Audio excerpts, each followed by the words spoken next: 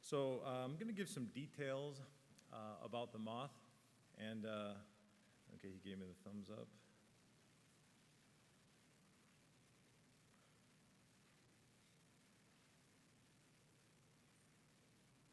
Backup plan, Joel, sorry.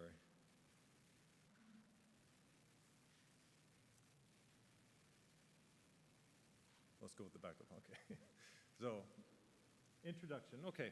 So, the times in the Bible where the Bible talks about the moth, it's actually talking about a clothes moth. That's what it's called sometimes. And this moth feed on animal fibers. And so they feed on things that are organic. And they typically stay away from synthetic fibers, rayon, polyester, that sort of thing, unless they're stained with food or body things. So aside from that, they typically stay away from that. But the moths have a serious infestation. It could be a real serious problem. I myself have not really seen that too much, maybe, but it can be a real problem. And the Lord is trying to get us to see something by the use of the moth. So in the next couple of slides, we see some crop damage that moths have done. And there's I guess it's a cabbage, but at any rate, this is some of the damage. So it's damage to crops. The next one shows a field, and I didn't know that moths could do that, but they'll actually eat through the field that way. And so this is some of the things that the damage that moths can incur, and so it could be a problem. And then, of course, they're known for destroying clothes. In the next couple of pictures, we have examples of that. So there you see it's eaten away there at the left shoulder, and so probably not wearable again. And then this is a rug. So they eat there through the rug. So it's a problem. They feed on these things and they use it. Because of these things, this helps us to understand what characteristics the moth has that the Lord wants us to know.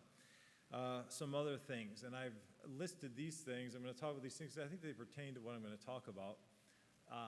Things I had no idea, and I don't know if you knew this or not, but moths are actually very good at camouflage. They hide in the lichen of trees, and so they can hide themselves. They tend to be nocturnal, so they do their operation at nighttime, and they can see ultraviolet light. We see only the visible spectrum, those frequency of lights, which is just a thin band of the spectrum, but when you go above or beyond that frequency, we can't see. Well, moths can see at night. So they're designed to be nocturnal. They're designed to do most of their operation at nighttime when people are asleep or when they're undetected. Actually, funny enough, Mr. Olson and I were walking down the hallway today, and there was a moth on the wall. And I killed it with my paper. And there's some moth remains on this paper right here. Right there. That has nothing to do with this at all.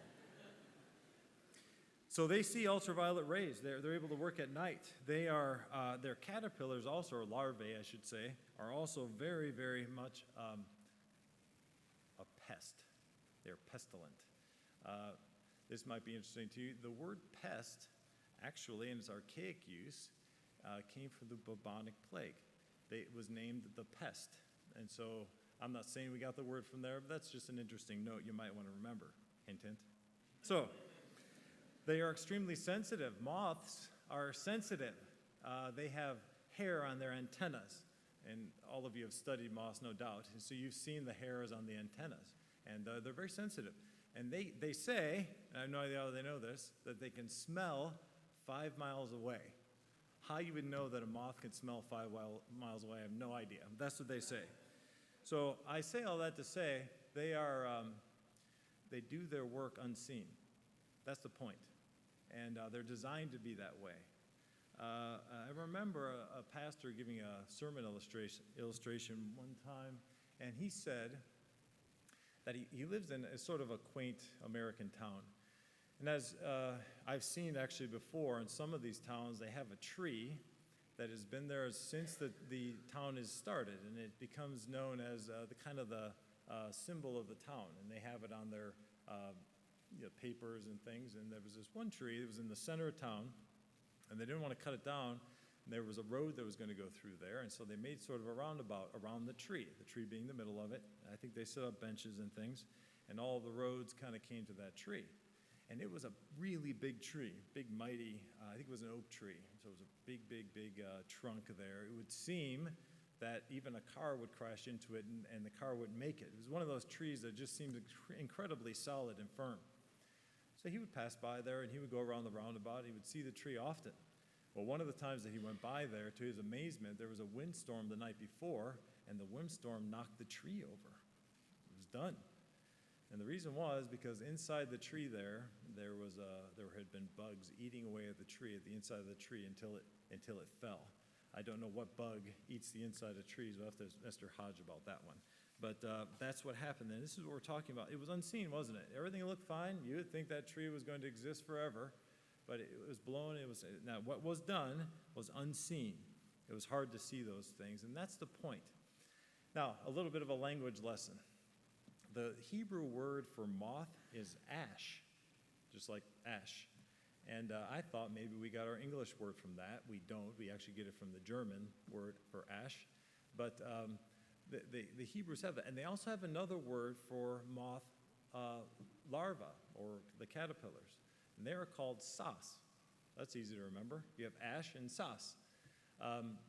And so they had a particular word for that. And these things are found in the Bible. Actually, the word sas is only found one time. It's in Isaiah 51:8. There it says, "For the moth, ash, shall eat them up like a garment, and the worm, sas, shall eat them up like wool." So those are the two words. Why do I say all of that? The Greek word for moth is sais. So they get theirs from the Hebrew. Now, I say all of that to say this, that in the Hebrew tongue, other languages borrowed from that one. And so the Lord laid down those principles in the Bible. So the Jewish people had those things. Because the Lord had this word worm and moth and things in the Bible, it came to be, even in other languages, known for its Hebrew beginnings and roots. And so the Lord wanted us to know something when he made up that word. So we and the other men that have been teaching these nights, and will continue to do so, are giving these animals as examples the way that God puts it in the Bible. This is called a similitude. The definition for a similitude is the quality or state of being like something else. It makes sense. Our word similar comes from that. So in the Bible, God tells us that he teaches us by similitudes. In Hosea 12:10, the Lord says this, "I have also spoken by the prophets, and I have multiplied visions and used similitudes," by the ministry of the prophets. So the prophets before would speak. He mentions here visions. Sometimes the prophets gave us information directly in words. Sometimes they were visions, like Daniel. Sometimes they would act out their sort of a theater presentation of God's word, like Ezekiel did. So in the book of Hebrews, the Bible there says that in sundry times and in diverse manners, the Lord in times past spake to us through the prophets, hath in this last day spoken to us through his Son. So he spoke to us in these different ways, in sundry ways. Well, one of the ways is through similitudes. And what a similitude is, it's kind of like a parable. The word parable means to throw alongside, and so it's something similar. But a similitude is actually something physical. So although it's very similar, a similitude is something that you can touch. It isn't necessarily a story. It isn't necessarily something that people are regionally familiar with. It's just something that you'll walk out there and see. God has created things in the world as similitudes for us, and they teach us. Spurgeon picked up on this thought, and he preached an entire sermon on similitudes. And as is his way, he has a propensity for taking maybe a simple thought and expanding on it. But he says this, Spurgeon saying, "And now again, every place to which you journey, every animal that you see, every spot you visit, has a sermon for you. Go into your farmyard, and your ox and your ass shall preach to you. The ox knows his owner, and the ass his mother's crib, but Israel does not know. My people do not consider. The very dog at your heels may rebuke you. He follows his master. A stranger will he not follow, for he knows not the voice of a stranger, but you forsake your God and turn aside unto your crooked ways. Look at the chicken by the side of yonder pond, and let it rebuke your ingratitude. It drinks, and every sip it takes, it lifts its head to heaven, and thanks the giver of the rain for the drink afforded to it. While you eat and drink, there is no blessing pronounced at your meals, and no thanksgiving bestowed upon your Father for his bounty. The very horse is checked by the bridle, and the whip is for the ass. Your God has bridled you by his commandments, and he has chastened by his providence, yet are you more obstinate than the ass or the mule? Still you will not run in his commandments, but you turn aside willfully and wickedly, following out the perversity of your own heart. Is it not so? Are not these things true of you? If you are still without God and without Christ, must not these things strike your conscience? Would not any of them lead you to tremble before the Most High and beg of him that he would give you a new heart and a new spirit, and that no longer you might be as the beasts of the field, but might be a man, full of the divine spirit, living in obedience to your Creator? So you see, he picked up on this thought and just thought through it. Everything you see, be it anything, you might look at it, the flowers in the springtime, God's creation, the stars, things speak of his glory. Everything is a similitude. So we learned about the lion, sheep, wolves. What do they teach us? They're similitudes for us. So we're going to look at the moth. The question might be asked tonight, if the only Bible we had were the verses that contained the word moth in it, what would we know? What would we know? And what would God be telling us? So, lessons from the moth. The first thing we see, next slide please, is found in Job 4:19. So if you'll go there, please. Job is actually mentions the moth a number of times. And he mentions in chapter 4, and verse 19. We get our first idea of what God is trying to tell us. He says here, how much less in them that dwell in houses of clay, whose foundation is in the dust, which are crushed before the moth. So Job here is using the moth as an example of how man is set for destruction in this life. Life is snuffed out as a moth's, or even easier than a moth's life. Life is short. I think when we think of the moth, what is God trying to tell us? He's trying to tell us that life is short. As a moth who is very easily crushed, and as easily as I grabbed a piece of paper and swatted the wall and killed the moth, as easy as that is, as simple as it is to do that, our life is snuffed out just as easily. It's amazing to me, sometimes you hear what little has happened to a person, they die from it. Just almost a coincidental thing, and they die from it. It's also amazing what people survive through, but our life could be cut very short at a very simple thing. So this idea of being crushed before the moth, Job is trying to get across to us through inspiration that life is short. When you think about the moth, you must think that my life is short. Sometimes somebody's life goes quickly, doesn't it? Like Ananias and Sapphira in Acts chapter 5, they drop down dead right there. Sometimes people are killed, right? Battle maybe, by the sword, like James was in the book of Acts. Sometimes, however, more often, we die slowly, little by little, and we just kind of waste away. Very much like a moth would waste things away. Not a pleasant thought, to be sure, but it does us good to remember that. It does us good to remember that life is short. It makes every day precious, and that's why God says to number our days. Ephesians 5:16 says, redeeming the time because the days are evil. Psalm 90, the days of our years are 80 years and 10, and if by reason of strength they be 80 years, yet is their strength labor and sorrow, for it is soon cut off, we fly away. 1 Peter 1:24, for all flesh is as grass, and all the glory of man is the flower of grass. The grass withereth, and the flower thereof falleth away. You wouldn't think the grass is withering nowadays, but it is. And it falls away. I looked up something. I thought it was kind of interesting. A man took the lifespan of a normal person. Actually, he said the lifespan of an 80-year-old person.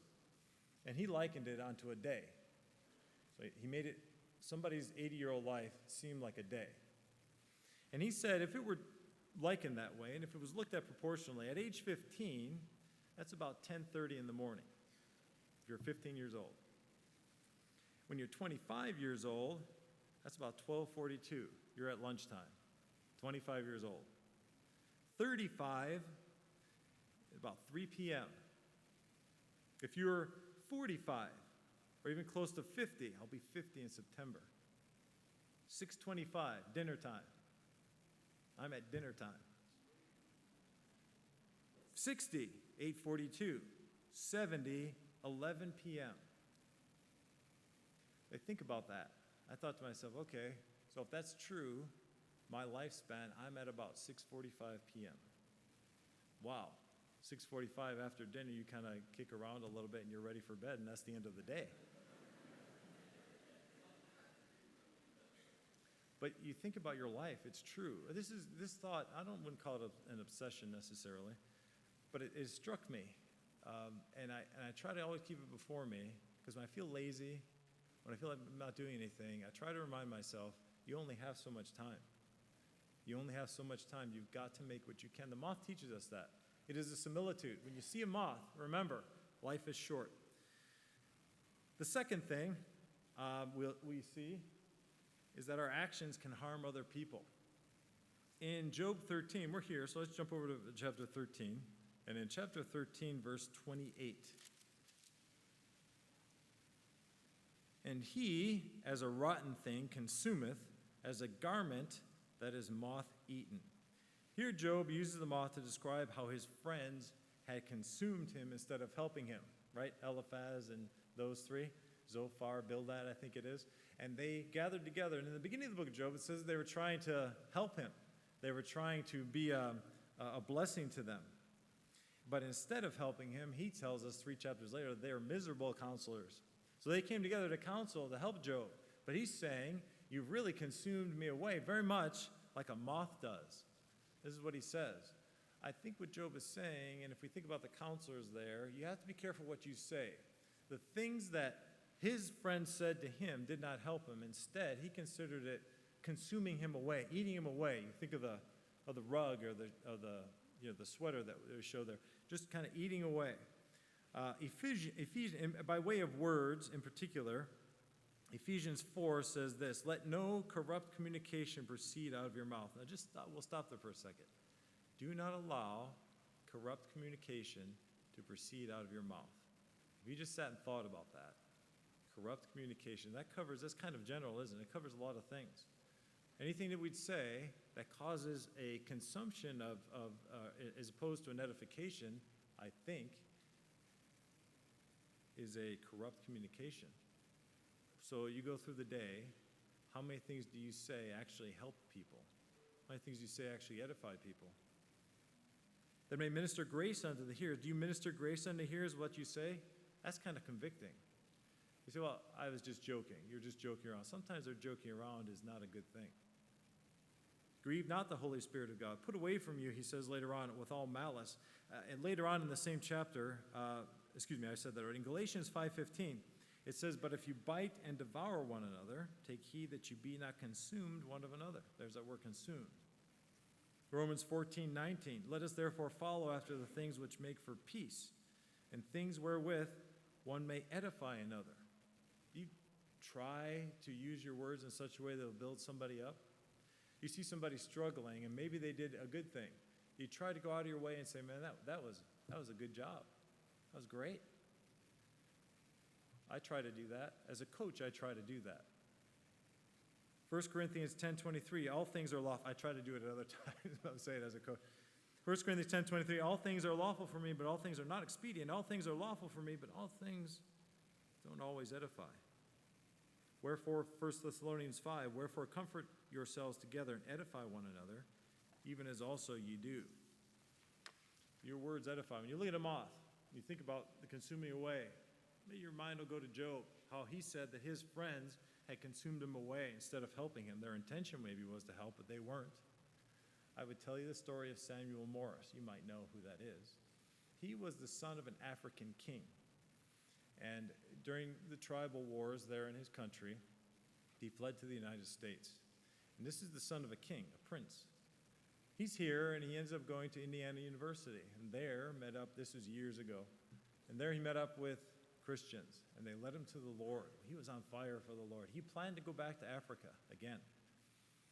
But the cold winter got to him. He wasn't used to it, and he ended up dying at a very, very young age, college-aged. And you might think to yourself, well, what a waste. Actually, there were 3 young men at his funeral service, and that very day at his funeral, all 3 of them promised that they would go and serve the Lord on the mission field, and they went and gave their lives there. So you might say to yourself, well, he didn't have a chance to have an influence in Africa. Well, he did, actually, indirectly, didn't he? I would think that Samuel Morse used his life and his words to try and encourage people. Obviously, these 3 young men, either by his lifestyle or by his words, were encouraged to do something for the Lord. How often do we do that? Or do we try to vaunt ourselves over somebody else, and we try to compare ourselves with somebody else, and instead of trying to edify them and bring them up, we try to put ourselves over them? That may be a natural tendency, isn't it? But it's wrong. It's wrong. The moth should help us to remember.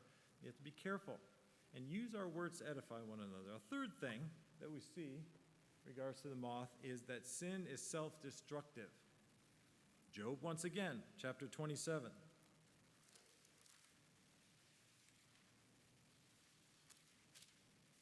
And there in verse 18, 27:18, it says there, he buildeth, and he's talking about sinners, okay, sinful people, wicked people. Job says of them, he buildeth his house as a moth, ash, and as a booth that the keeper maketh. So Job here is speaking of the portion of a wicked man, if you look at it in context, with God and how they work their own destruction. They work their own destruction. The moth makes a home out of a rug, say, or a shirt. But they begin to eat away at the very shirt. And what they're really doing is eating away at their very home. They're eating away at the very place that they're living at. They eat themselves literally out of house and home. Literally, they do. So here's their protection. Here's their shelter, and they eat it away so they don't have it anymore. It's self-destructive, isn't it? You would think you'd want to protect that dwelling place, but instead he eats it away. Sinners are likened unto that. It's self-destructive. Sin is self-destructive. It is. Listen to what the Bible says, 1 Corinthians 6:18. Flee fornication. Then he says this, Paul, every sin that a man doeth is without the body, but he that committeth fornication sinneth against his own body. Fornicators die young. Sexual diseases, all of these things. If you think about that and consider, it's true, isn't it? Sin is self-destructive. People go out and they live a sinful lifestyle. Their life is cut short. Romans 9:22, what if God, willing to show his wrath, and to make his power known, endured with much long suffering the vessels of wrath fitted to destruction? It's talking about sinners. Philippians 3:18, for many walk, of whom I have told you often, and now tell you even weeping, that they are the enemies of the cross of Christ. What does he say of those enemies? Whose end is destruction, whose God is their belly, and whose glory is their shame, who mind earthly things. Sin is self-destructive. You're trying to hide something tonight, something that you're doing, it isn't right. Old or young, whatever that thing is destroying you. It's self-destructive. When the Bible says if you confess it and forsake it, you'll have mercy. Isn't that a great verse? If you confess it and forsake it, you will have mercy. You will. It's not maybe. Okay, look, we all mess up. I'm looking at people that messed up before, so have I.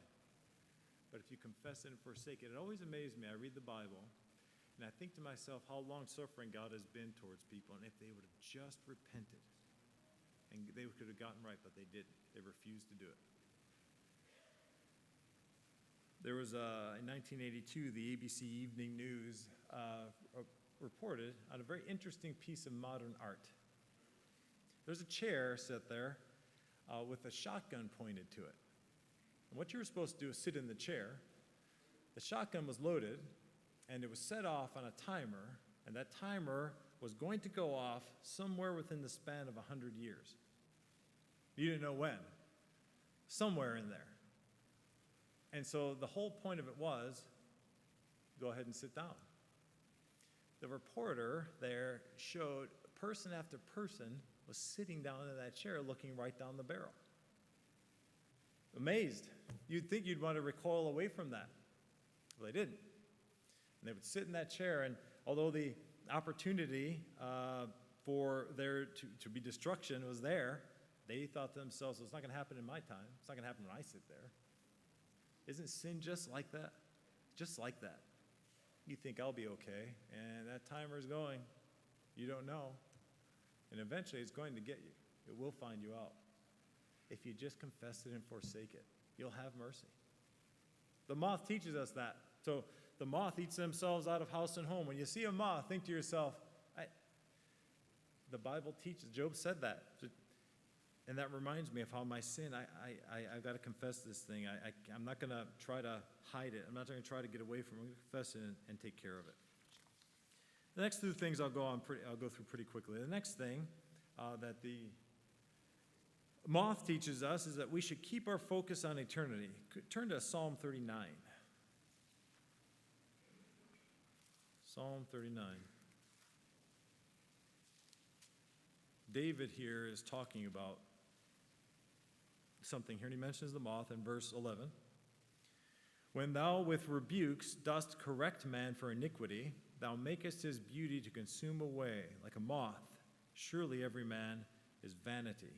In the context here, David is looking forward to heaven, and he sees his life and the life of mankind as a life of decay. Our life is going to consume away, and that's true. But instead of looking at it in a negative way, he looks at it in a positive way. Because when that happens, because he's right with God and those who are saved, it helps us to look towards eternity.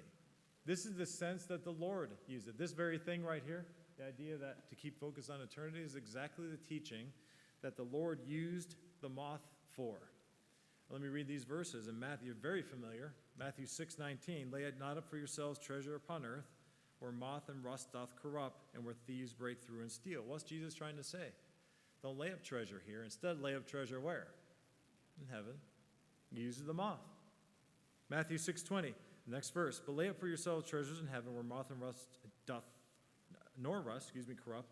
corrupt, and where thieves do not break through nor steal. Similar thing in Luke 12:33. Sell that ye have and give alms. Provide yourselves bags which wax not old, a treasure in the heavens that fail not, where no thief approacheth, neither moth corrupteth. That's the sense that Jesus used it. You look towards heaven. You say, man, you mentioned the moth, life is short, that's not any fun. Well, you're closer to heaven. If you look at it this way, today I'm closer to heaven than I was yesterday. And I'm closer to heaven than I was the week before. And I'm a whole lot closer than I was when I was 10. That's a blessing. This is the way David sees it. So looking at the moth, although it may help us to remember that life is short, at the same time, heaven is closer. Another thing the moth teaches us is that unsaved people will be destroyed. This is fairly obvious in Isaiah. I'll just read the verse. Isaiah 59, behold, the Lord God will help me. Who is he that shall condemn me? Lo, they all shall wax old as a garment. The moth shall eat them up. And this is where the Lord is actually quoting Isaiah here when he mentions it in Matthew. But he's just saying the same idea.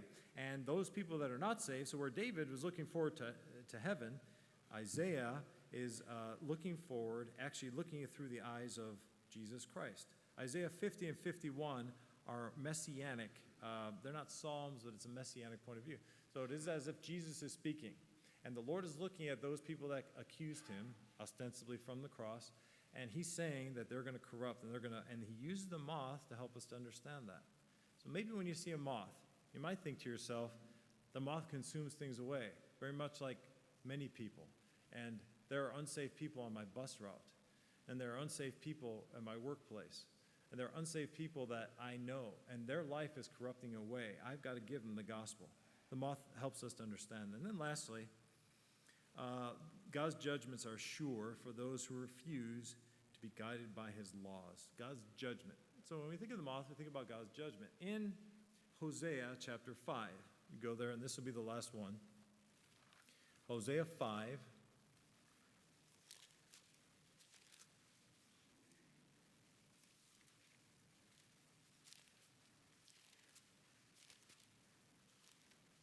And verse 12. Therefore will I be unto Ephraim as a moth, and to the house of Judah as rottenness. So here he mentions the moth. Now he's talking about judgment. He's going to judge Judah here in Ephraim, unto Ephraim as a moth, and then as the house of Judah as rottenness. So he's mentioning Ephraim as a moth. It's interesting in this passage that there are three different kinds of judgment mentioned. There's the judgment in verse 10, he says, "Therefore will I pour out my wrath upon them like water." So he mentions water as a judgment, undoubtedly, looking back towards the flood. But just like water goes, you spill it, and to me it represents instability, chaos. It just fills whatever container you throw it at. And so this is the idea. He's going to disrupt their life. And then he mentions, of course, the moth, and then he also mentions the lion. And it says sorry, I lost it there. It mentions that lion quickly. There it is, 14. Jump down there. 14. "For I will be unto Ephraim as a lion." So he mentions water. He mentions a moth. Then he mentions a lion. This kind of destruction, if we think about those three things, the water and the lion destruction seem kind of quick, don't they? Splash water out. The lion, of course, attacks their prey. Quickly, it's over. But the moth is an entirely different thing. It's very slow. And he mentions this in particular to those people that follow after man's laws.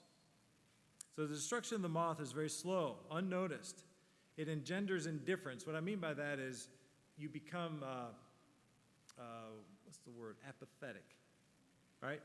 You don't see it, like that tree. It was in the middle of that roundabout. You don't see that it's rotting away, and so to you, everything's fine. That's the kind of, it's almost an insidious judgment. It's eating away there, but you don't see it. It's permanent. That tree is done. When the moth, okay, remember that shirt. You can't wear that anymore. It's done. You can't put a patch on it. It's over. The destruction that the moth does is permanent.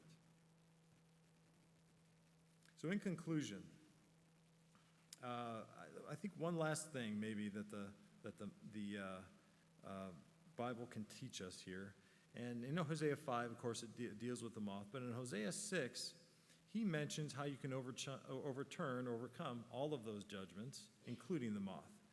And what does he say in verses 1 and 2? "Come and let us return unto the Lord, for he hath torn, and he will heal us. He has smitten, and he will bind us up. After 2 days will he revive us. In the third day he will raise us up, and we shall live in his sight." I think the final teaching, in conclusion, that we should see when we look at the moth is to remember revival.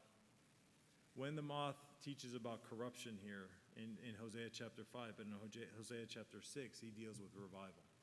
It is true. God sometimes judges in such a Mothian manner, if you will. But there is a way to overcome it. And we need to have revival in our lives. We just need to get back right with the Lord and pray for it. I tell myself always that I'm going to make a concentrated effort to pray for revival. But to my shame, I let up sometimes. And then I'm reminded about it, and I pray some more. And to my shame, I forget again. And I ask people to help me, and I think they forget. We need revival. We can complain as much as we want to. I think our nation is being eaten away little by little, just like the moth. And when you think about the moth, think about the way our country is being eaten away. I'm proud of our country. I was willing to die for our country. And we can complain all that we want to about it, the way things are going, but have you prayed for revival? Have you made an effort to do so? Let the moth remind us of these things. Remember, sin is self-destructive. Remember these things. And may God help us as we try to remember this and look at the similitude of the moth over and over.